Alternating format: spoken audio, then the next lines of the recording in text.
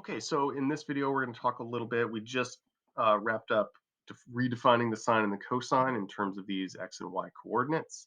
So now we're going to take a look at the tangent. And I think the simplest way to think about it is to go back to what we already know about it from a right triangle and just extend that into the unit circle. So if we just think about just a normal right triangle, right, that we understand the tangent, we always define that as the opposite over the adjacent side. So we can kind of think about this as a right triangle here, even though we're on the unit circle.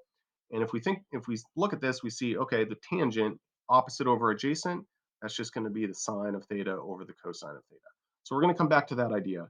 But ultimately, since those are just the y coordinates and the x coordinates, the way we can define that is the just the y coordinate, the ratio of the y to the x. So that's where the tangent comes from. It's just that ratio y to x. So if I go back and extend that, we can kind of think about, well, if this is my point 60 degrees, where is another point that has that same ratio? Well, all four of these points that I have labeled on the diagram here are going to have the same absolute value of that ratio, right? So they're just the only differences in these coordinates are the signs. So since I have two positive values here, if I have a single negative value, those are not going to give you the same ratio. Those will have opposite values. But if I go directly across the unit circle here to this point where they're both negative, that's going to give me the same ratio. That double negative would cancel out and give me the same value, right? So a tangent value is going to have the same, or the tangent of an angle is going to have the same value when you're directly across the unit circle from another point, another angle. So if I just start out at 60 degrees and then go another 180 degrees, I'd get the same result.